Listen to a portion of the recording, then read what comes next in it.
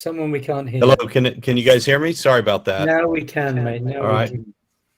Okay. Welcome everyone to another episode of the Borderlands show, and sorry for the technical difficulties getting started here.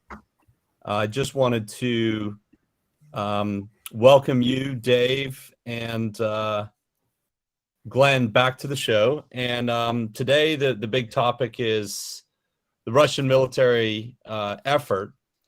And Glenn, I think consistently you've been kind of ahead of the game here in terms of calling out some of the problems that the Russian military has been having. But I wanted to see if you could, weigh in here with David on what's going on with the Russian effort. There's a lot of signs now that, the French Chief of Staff wrote an article, said the Ukrainian military has no operational reserve. They could very suddenly collapse. And then on the other side, you have U.S. and British intelligence basically saying that the Russian advance has been completely stalled on almost all fronts, aside from a little bit of movement in the south and in the east. And they're in real danger of reaching an exhaustion point where they're going to have to take a major operational pause. So the big question is, between those two competing perspectives on the French side and U.S. and American, what's the true state of play on the military side right now? Okay, right. It's a good point. I've been doing quite a bit more discussion and thinking about the Russian collapse and everything else. And I talked to my today, had a discussion with my good friend Vladimir Malensky from Bulgaria, who was formerly policy director in the Bulgarian Ministry of Defense and was in the Warsaw Pact as a signals officer many, many years ago. And he forecast, when we were talking in April, he said that Russia would not be able to do what it was everybody said that they would be able to do. And he said that the primary, if you want to call it, driver of that failure is that it's a system based on mistrust. and therefore that they've still got the political officers in the organization. And when you've got an organization based on mistrust, this is to a large extent almost the explanation of why they've lost so many generals and colonels, because these guys don't trust what they're being told at the front. So they have to go forward to find out, and then they get trashed. And that absolutely resonates with me across the board, that if they don't trust each other, this is why so many things keep going wrong. Because nobody will make a decision. Nobody wants to do anything wrong, and nobody really knows what's going on. So they don't believe what they're being told because of this. So there we are. Now, what the comments about British and American intelligence are to a large degree probably right. That in the north, I mean, they've been piling troops forward, and they keep getting trashed, and around, but they keep coming back again, and they're coming back. Some of them because they've got Chechens behind them who are going to kill them if they go forward. Others because they, just want to be professional soldiers and they're trying to do it. But they are getting trashed, so they get forward into Bucha and Irpin, and then the boys come out from Kyiv and attack them again. So they actually push them back effectively as far as 40 kilometers outside Kyiv, but they've got back again in places. So Irpin, which is the nearest town outside of Kyiv in the northwest towards Chernobyl, that is 30-40% Russian still at the moment. But when you go to places like Sumy and Kharkiv, well, in Kharkiv, the supermarkets are still open. So they haven't surrounded it, as lots of people keep trying to say they are. And I checked that 2 hours ago, so I know it's a fact. So, and Sumy is surrounded, but it's still got some access, so they can still get things in and out.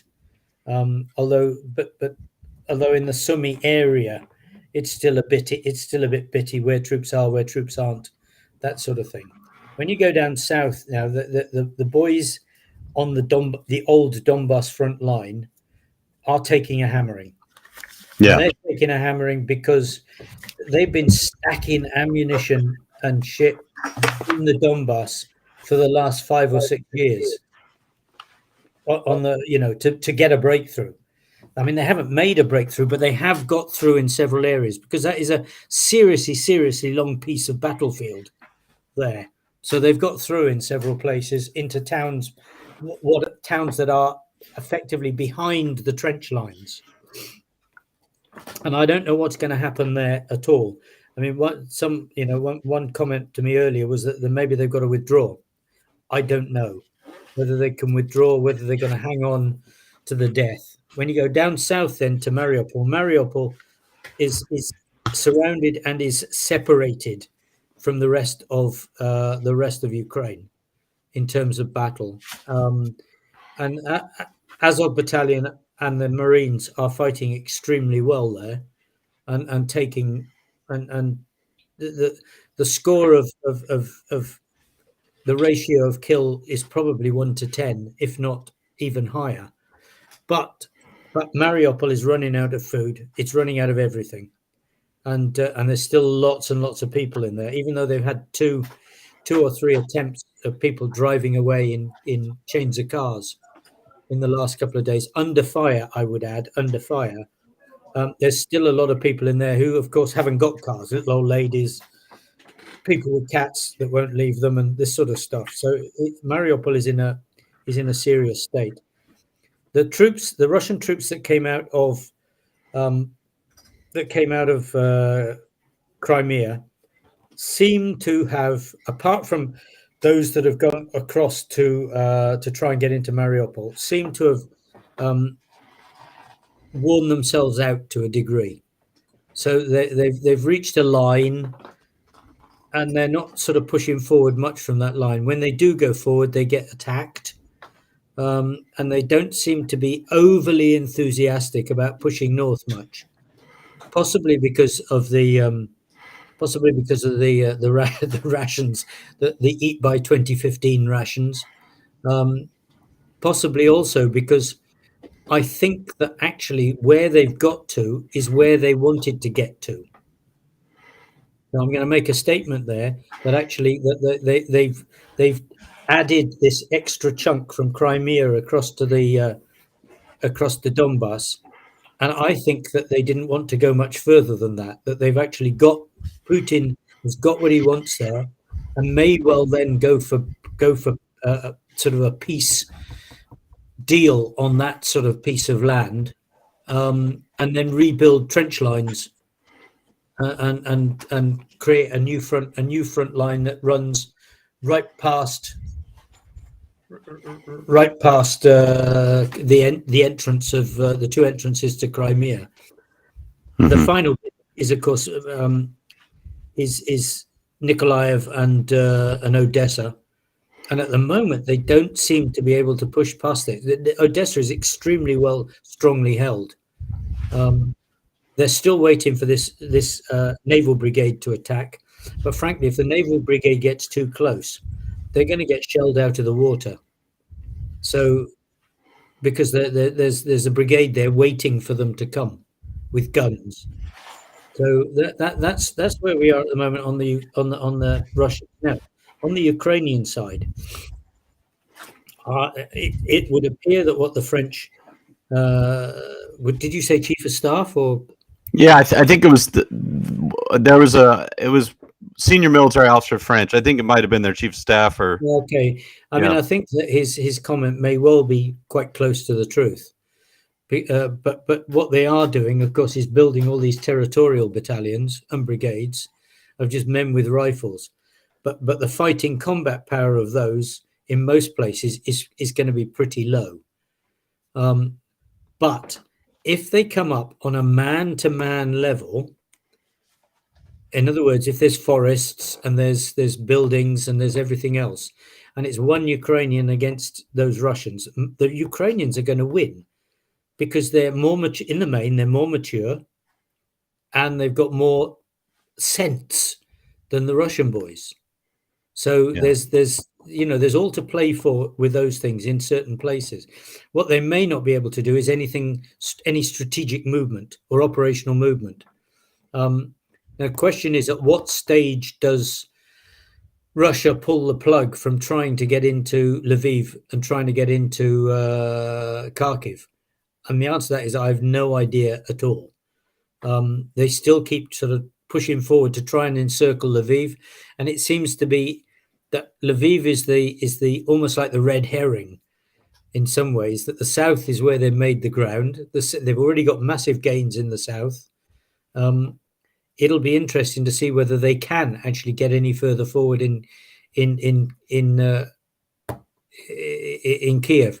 A lot of the next week and a half is going to depend upon the reinforcement, equipment, and weapons from outside countries. If they keep it coming at the rate that they've been coming before, then the Ukrainians will keep fighting well. If there are gaps in it, then maybe not. And of course, the big thing is air. Russians can still fly, and they can fly high and drop things. And at the moment, the Ukrainians struggle to get to the higher to aircraft, the bombers that are flying high, because they don't have anything with or don't have much with that capability. So that's where we are, boys. Well, I let me bring up the map here because I want to spur some discussion as people are looking here. And these were actually the Russian war aims at the beginning of the war from our friend Jomini. And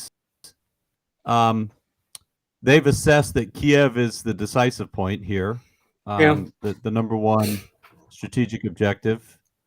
And it seems like, as you're talking about, Glenn, and this actually makes a lot of sense from what we're seeing. This is where they're having the least success, and the most success is out in the east here. And these were the original war aims of Russia. The campaign plan has been southeast, not northeast. Yeah, southeast, because the northeast, although there are two combined armies there, they don't seem to have produced anything like two combined armies worth of force or progress or anything. Yeah, and this is basically the Kiev area of operations. What our friend Jomini West says is the continued inability of Russian forces to execute offensive operations larger than small-scale tactical assaults reveals the principal obstacle to regaining offensive momentum, an unimaginative, ineffective leadership at echelons above brigade. And what's interesting, Glenn, is how biting the criticism becomes every day on these reports from different people. Like Jomini's daily one is the one I follow, and really, it's showing that there's been a very. It seems like the Russian army can't coordinate above the battalion level, a coordinated assault, and everything that's happening here in the Northwest is small unit engagements where the Ukrainians just seem to be continually beating back small units that are getting fed into it. And you're right. You said there were some Chechens that have come on here behind, and some Russians are saying, well, if we retreat or surrender, we're going to get shot. Yeah. And we see one of the things about which reinforces what you said is that they effectively removed the divisional headquarters and even the brigade headquarters. So what they were trying to do was centrally manage battalions, without ever realizing that you can only do that on exercise when everything is nice and tidy, and you've got all these perfect links to your big central headquarters. That you can't manage battalions when you've got two or three of them messed up together, and you need a brigade commander.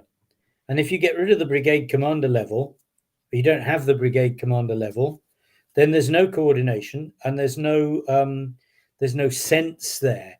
And of course, this comes out neatly with the huge convoy. that was just battalion behind battalion behind battalion, with nobody making any sense of it, because there was no divisional headquarters and there was no proper brigade headquarters, and they didn't have the right radios to be able to talk the distance. So when the general went forward and using his cell phone, he stood out, like the proverbial, and was duly killed. Yeah. So they messed up. They thought they could do something, but you can only make battalion groups work as a concept when you devolve authority to the commanding officer to drive on hard on his own, not waiting for orders. So they got the worst of both worlds. The guys were not given authority and the fuel.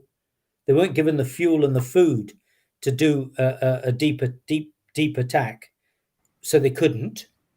And they also weren't they didn't have a boss above them to talk sensibly to, because the radios didn't work sufficiently long. Yeah. So they technically, conceptually, and culturally got everything wrong. How? I don't know how you managed to do that. I really don't. I mean, you said about the insults. I mean, for me, it's like the Muppet Show. I just don't see how people can be so ridiculously stupid, except, of course, when you then come to this point of remembering that they're not allowed to say that anything is wrong. Yeah. Culturally, if you can't say something is wrong, you can't tell your boss after an exercise, boss, this is a Muppet Show. We need a brigade headquarters, because someone, Gerasimov or someone senior, said, no, we're going to do it like this. Yeah. I mean, there is a comment that maybe the boys are messing it up deliberately. That some of the professionals are just deliberately being unprofessional because they know that the whole thing is unprofessional. Yeah. Well, it seems right here, this big convoy that was coming through has started to disperse. There's some small fights. Actually, Yuri's over here in the west of Kiev, a little bit behind the front line still. There's some small fights as people are trying, as units are trying to get down and surround Kiev. But I think these units are finding out through ambush and territorial defense and special forces or whoever they're running into, that even just trying to surround Kiev, it seems like the combat power to surround Kiev is not even there. No, I think you're right. The units in the east that made it to the eastern outskirts, they're having to go back.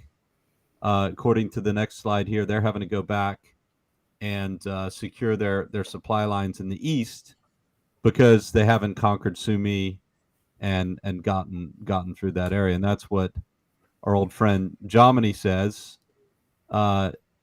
is Ukrainian military in the northeast here is absolutely wreaking havoc on the supply lines and up here in Chernihiv, which also is still holding out.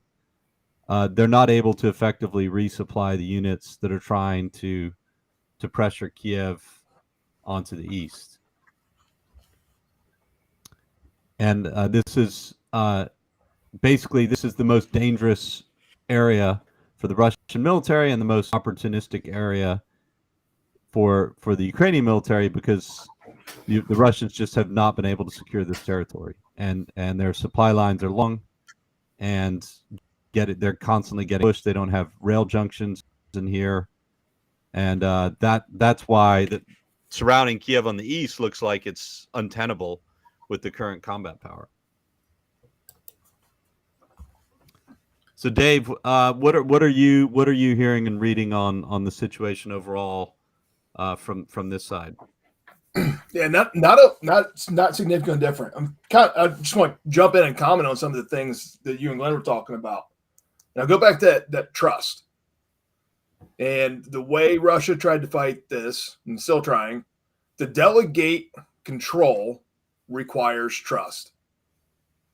You cannot delegate control to a subordinate commander if you don't have trust, right? And we understand that very well.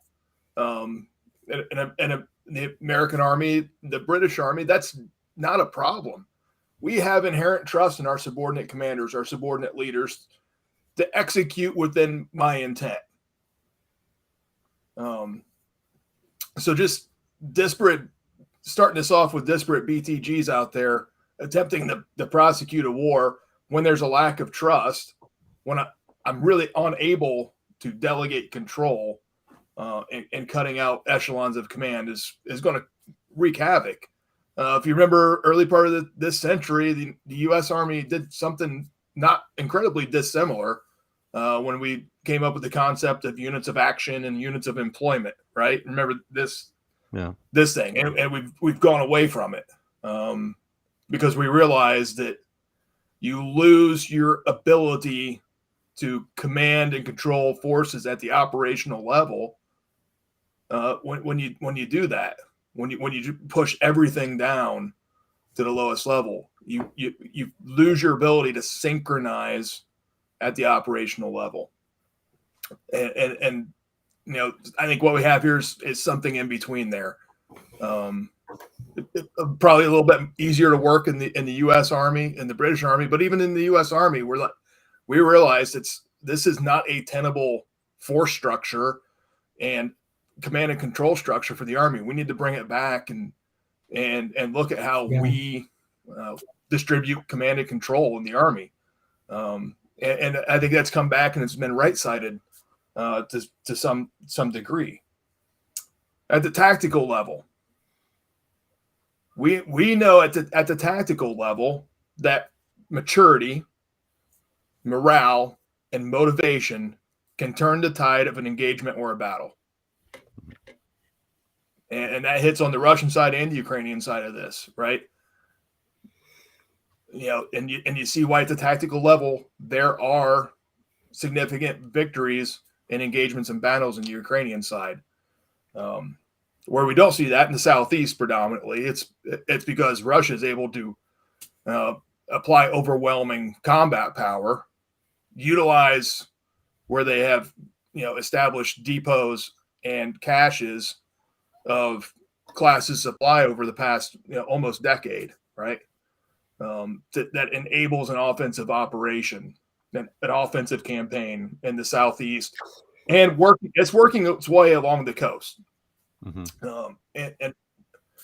with some success. So, but operationally in the Northeast and the North, it's still very disjointed.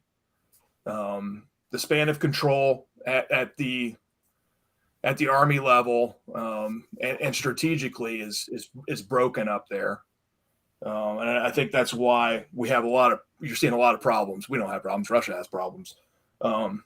We got also bring it down, but we're we got different problems. Yeah. The terrain analysis, and it's something you've seen a lot in the past week with the weather changing a lot, right? We're coming out of winter. We're starting to enter spring, right? So you'll have massive temperature swings over a course of several days, right? There wasn't a good terrain analysis done on the Russian side. I think that's contributing to what you're seeing as they are trying. Russia's trying really hard to create an envelopment on the western side of the capital, but they're stuck to the roads. Yeah. Because every time a tank or a BEMP goes off the road, it's getting stuck in mud. And then it's abandoned because a tank stuck in the mud or a BMP stuck in the mud is a giant target. And Ukrainian forces are having incredible success with U.S. and British anti-tank missiles. You can watch hundreds of videos now. Now they're getting a bunch of drones and other stuff coming in too. So right. Yeah. So their anti-arm capability at the tactical level is it's Russia's problems compounded because they don't have a good terrain analysis because they don't have any good cavalrymen like us, Sam, who could build a McCoo, right, and describe the effects of terrain and weather to the men, right. Not that necessarily these soldiers would listen to it anyway. But as soon as they try to maneuver off-road in a T-72 or a T-80, it's bogged in the mud. It's easy pickings for anti-tank weapons. Or a farmer's going to pull up in a John Deere and pull that thing out and take it home. refit it, Again. and send it into the Ukrainian army. Yeah. Yeah. So that's some of the notes I had there, and some things I was thinking about, and what's reinforcing all of this. But I still think in the South, Russia is continuing to have success. It's very slow, it's very deliberate, and it's very time consuming because they're not gaining miles per day; they're gaining yards per day. But there's continual progress on the Russian side, trying to build that land bridge, and it's hugged very close to the coast. Right, it's not spanning up. I think Glenn, what you were hitting on is this can build kind of a little bit of a buffer for Crimea. Yeah. Right, and to hold that as eventually some kind of negotiating bartering chip, that Russia maintains Crimea, wherever this goes, and we're a long way from this being done. Which we're D+21 right now. If you look at this whole thing, where you look at the map that's on here at the moment, and there are no green boxes in the back.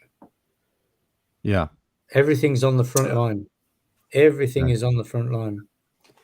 Well, that's on the Russian side as well. So Glenn, that's actually not necessarily true. According to Jomini, he's intentionally not putting all Ukrainian troop locations because he's not biased. What he is trying to do is he's trying to show the line of contact. But I think, Glenn, you're overall right, which is the don't believe that the Ukrainian army has an operational reserve. Now that could just be because Ukrainian army has good operational security, right? And unlike the Russians, they're not getting compromised on that front. But one interesting fact here, I mean, this in the east, you see this salient here. There's a danger of troops getting cut off if they can join up here and break out on the Donetsk River. And this is a very critical part of the front. This is actually where Dennis, who was on the show the other night, he got injured right outside of Izum here. So this is a huge battlefront, key terrain here for this front. And then you see Mariupol down here, which has been completely cut off and isolated. And there's a lot of forces wrapped up in the fight for Mariupol, until which point it falls. Then they could turn around rapidly here and not rapidly, but they could turn around, refit, and work on enveloping. Effectively, this is the best, most experienced part of the entire Ukrainian army. And the big question here is, how long does this hold? How much do they throw into reinforcing this? Because actually, the commander, Lieutenant General Pavluk, was just moved from this theater back to Kyiv. So that the best general in the Ukrainian army, best field commander, just gave up command of this front to go back and take command on the Kyiv side of the Kyiv defense, even though this remains the most dangerous part for the Ukrainian army, because as the French general said, if their entire army is surrounded, that could be a crippling moral defeat for Ukraine, which he's right, obviously, if that happens. So it seems like on this side, in the east, this is the most dangerous for Ukraine, where in Kyiv, which is the main effort for the Russians and the Ukrainians, that seems to be the most dangerous area for the Russians, because they're just not doing well in their campaign to even surround Kyiv. And it's almost like that could collapse for Russia at any, I don't know, collapse, but could certainly continue to deteriorate. And that part of the battlefield could become, let's say, a very problematic place for Russia in the northeast and the north. Whereas this right here looks like that has a potential for being that way for the Ukrainians in the east and the south. Can't disagree with that.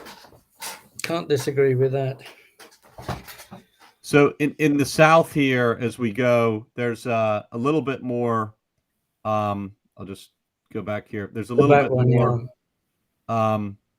little bit more maneuver space, but in Mykolaiv, apparently this is holding out well, and a huge attack a large attack here in early March was repulsed, and Ukrainians are even counterattacking towards Kherson as of today. That just happened today before these maps came out.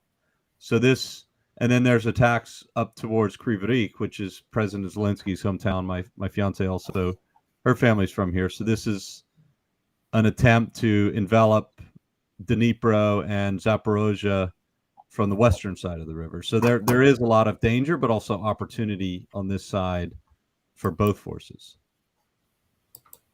And That's we one keep thing, waiting right? for the naval amphibious invasion of Odessa. So I thought that would happen the first 24 hours, man. And it hasn't.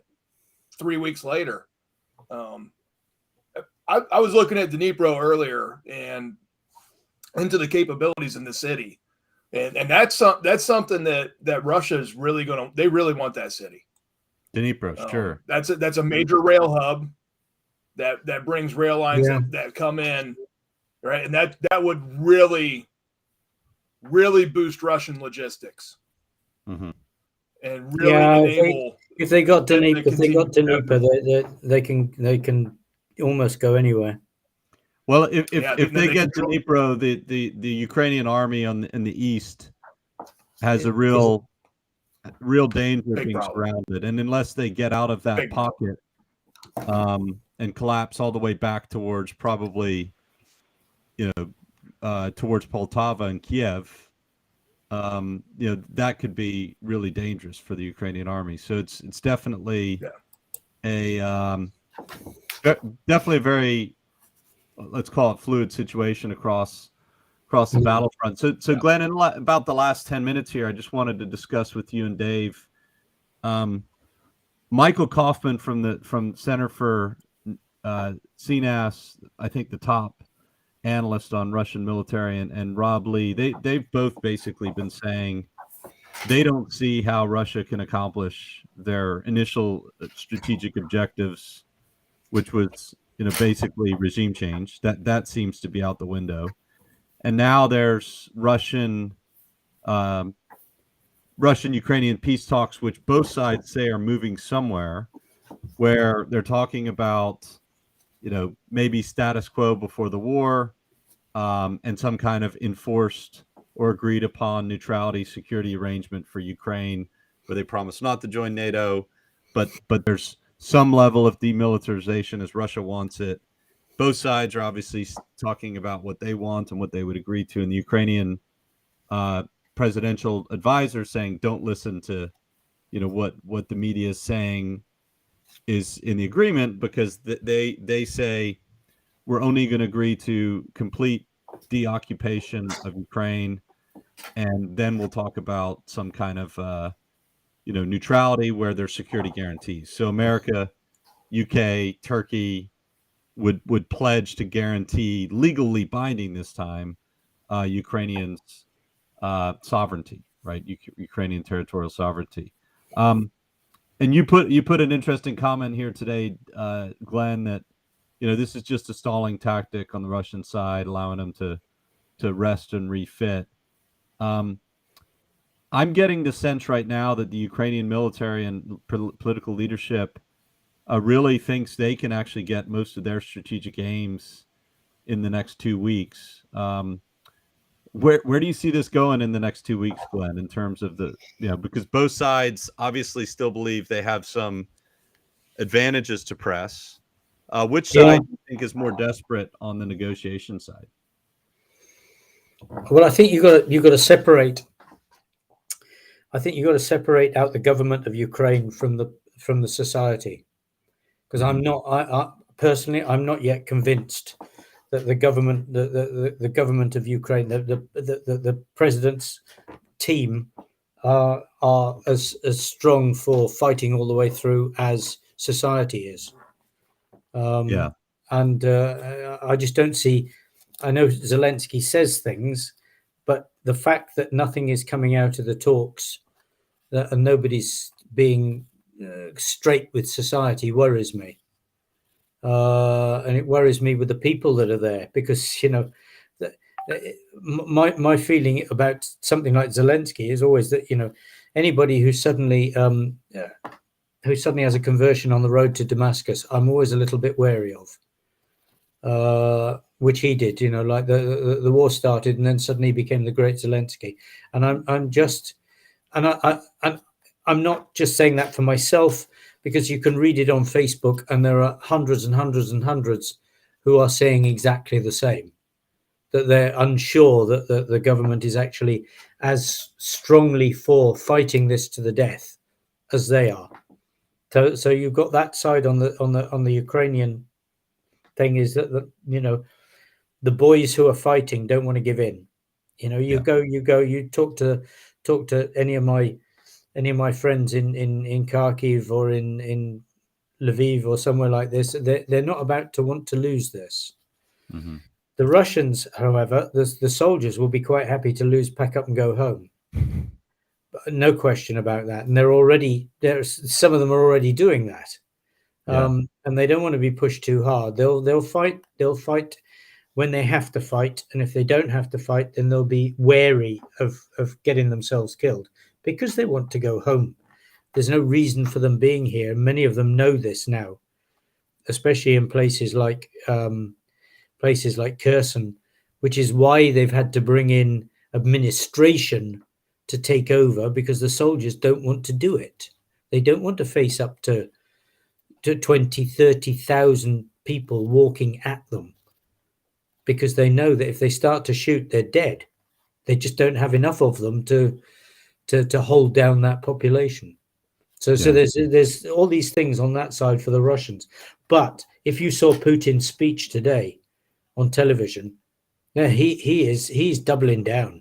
He's in this for the long haul. I mean, he's basically saying this is a war for the heart of Russia. This is and you know, we got to get rid of all those scumbags who are rich and don't do things in you know, their heart is in Cannes rather than in Moscow. And he's basically splitting the country by his words, so that he gets all the what do you want to call it? The I don't want to say the weak, but you know, those people who don't think too hard. He gets them all on his side for fighting for the greater Russia. And if he's saying that openly on television and he's being hard about it, then he's saying, I'm keeping going. So, you know, then you've got a split between his team that are doing talks and the reality. Oh, come on. Talks are political. They're not military. This is, you know, either way, there will not be a military victory if the talks have an ending.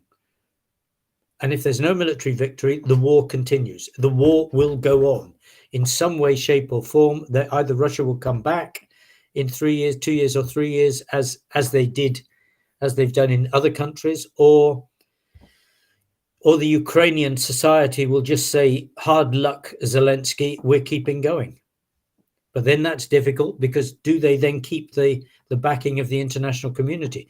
Because if there's any hint of peace, then the French surrender monkeys will put their hands up, and the Germans will stop supporting Ukraine as quickly as they can, and that will undercut everything that the Ukrainians have done. So there are lots and lots of wheels and spinning here going on that are quite complex.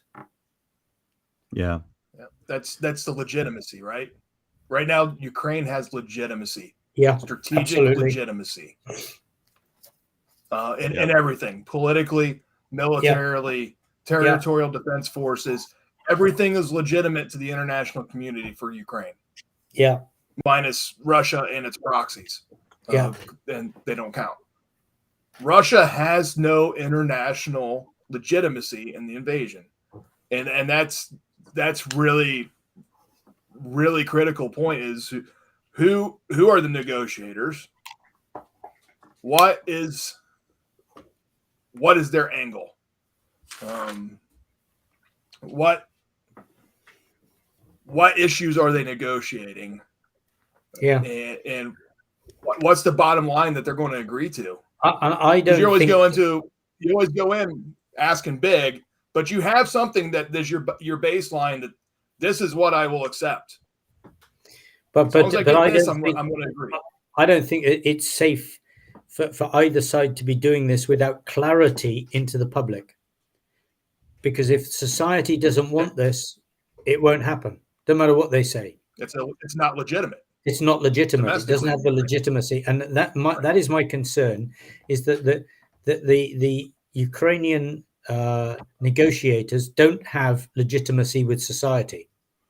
They are not of society. It's not one of the generals. It's not one of the most more popular civil servants. It's not a diplomat. They are just Zelensky's friends, and that is not a good thing for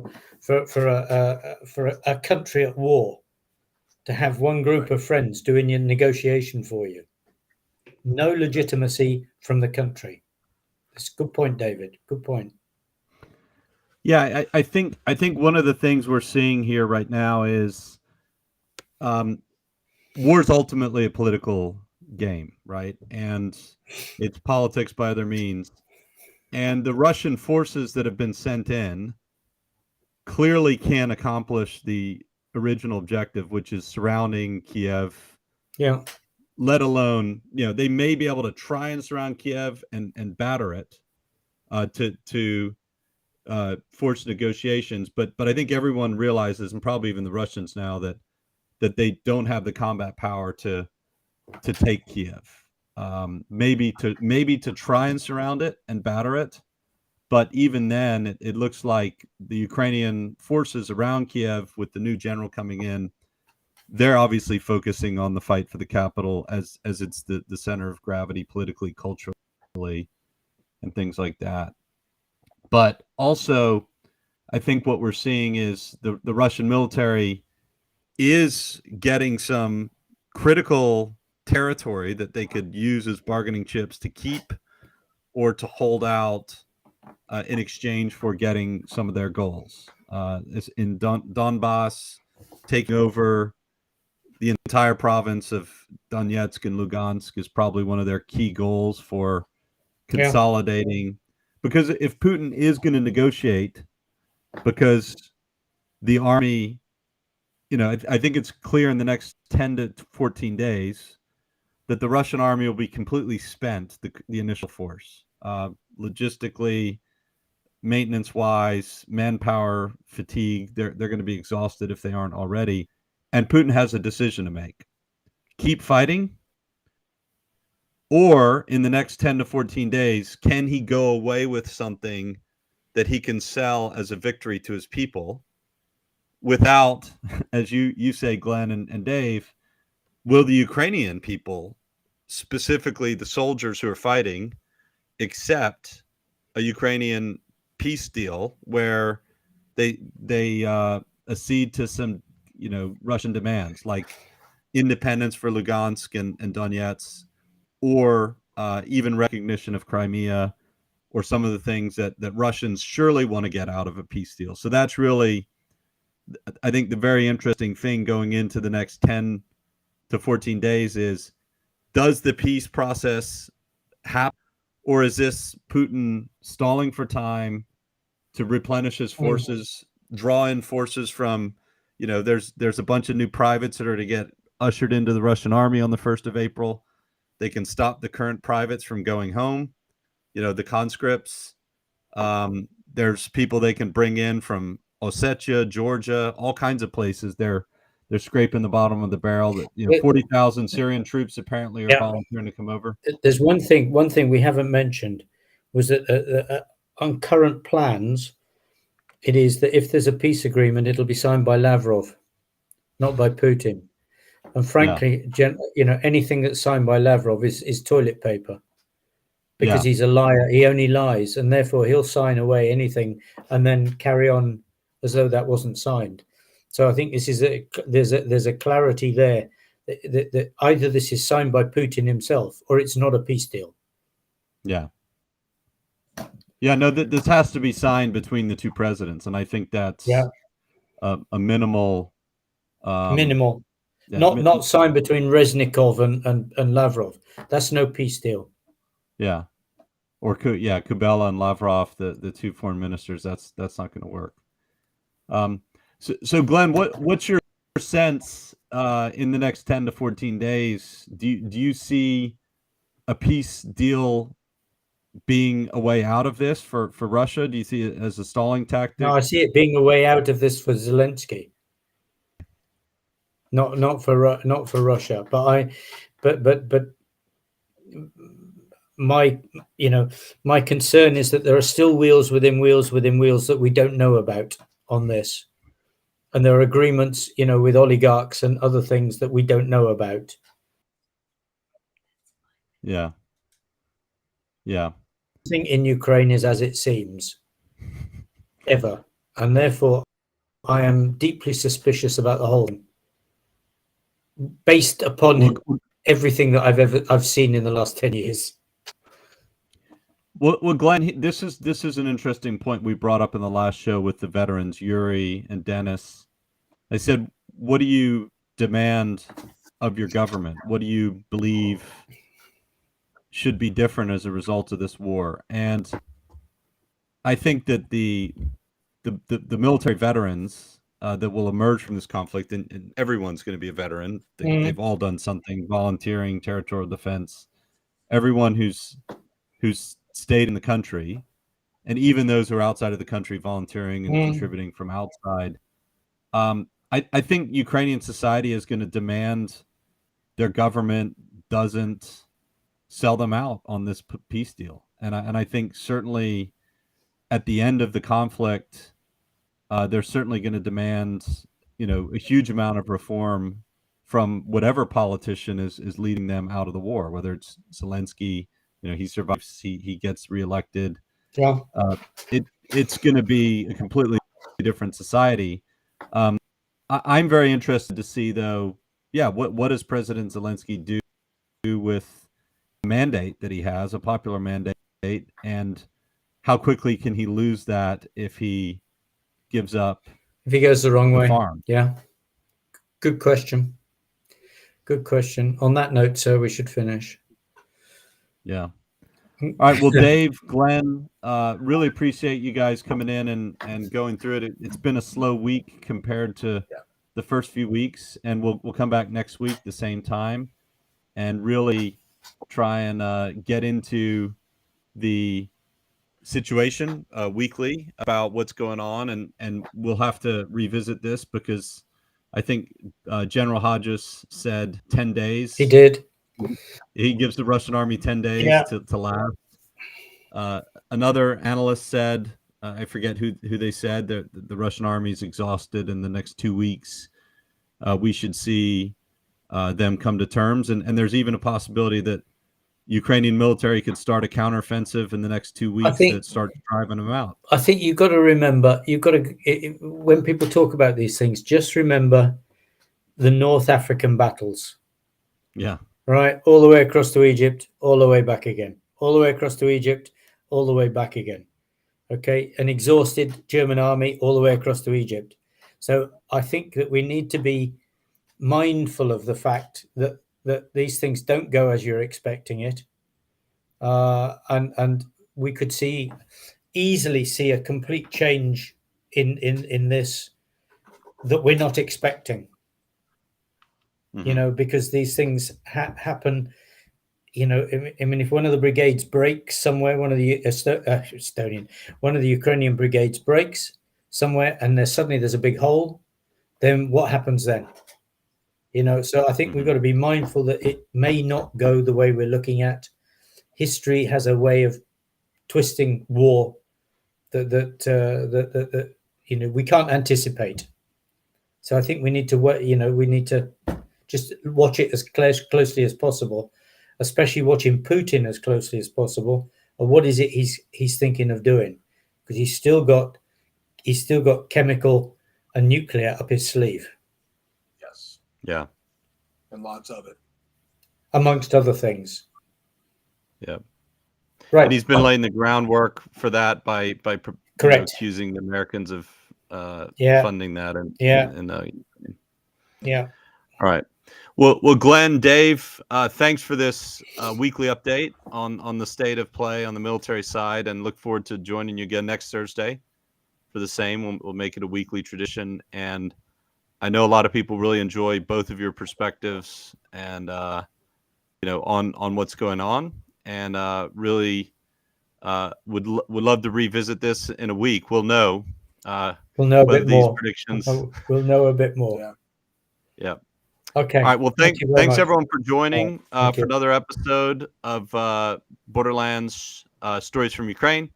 Again, if you would like to help the foundation, help people inside and outside Ukraine who are in need, please do donate to the GoFundMe campaign that we have building this foundation. I'll be back in America next week for a couple months, traveling on the road to build this out, and really look forward to seeing a lot of you back in the States. And Dave, I'll definitely stop through Ohio, and maybe we'll do one of our shows in person. So, Wow. Super. Look at there. Okay, Thanks, guys. Thank you.